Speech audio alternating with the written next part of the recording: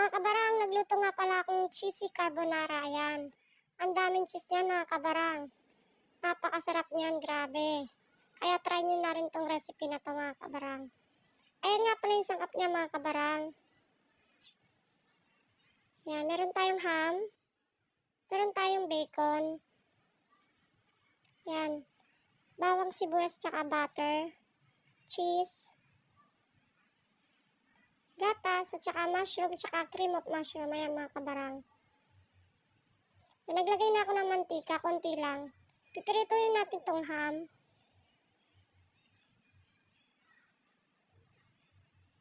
Yan mga kabarang. Huwag natin masyadong susunugin mga kabarang. Tapos hahanguin natin.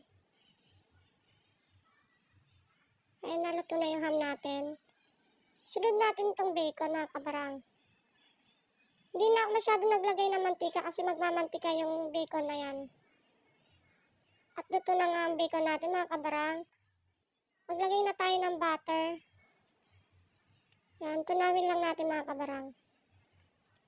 Sunod natin yung bawang. Hindi kailangang sunog yung bawang dito mga kabarang para hindi maglasa yung sauce natin. Sunod natin yung white onion. Yan, haluin lang natin mga kabarang. Sunod na rin natin yung mushroom.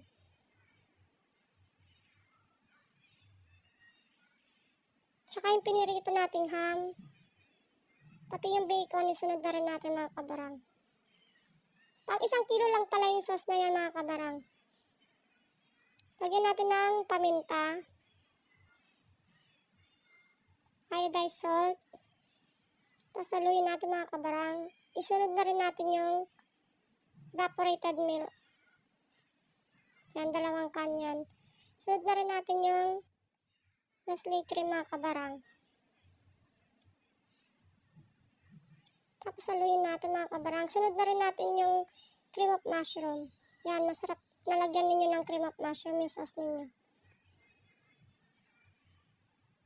Nagdagdag nga pala ako ng fresh milk dyan mga kabarang para hindi masyadong madry yung natin, yung sauce natin.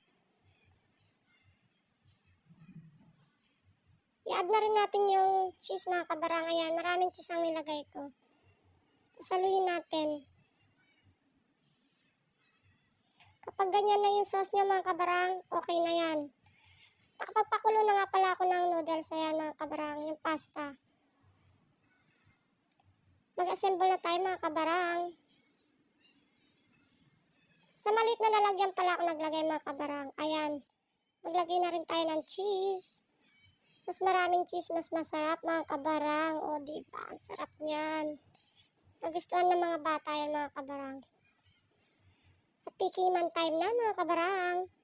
Dahil nagprito rin kami ng chicken. Ayan, kumuha rin ako. Kain tayo mga kabarang. Napakasarap. Bagay na bagay.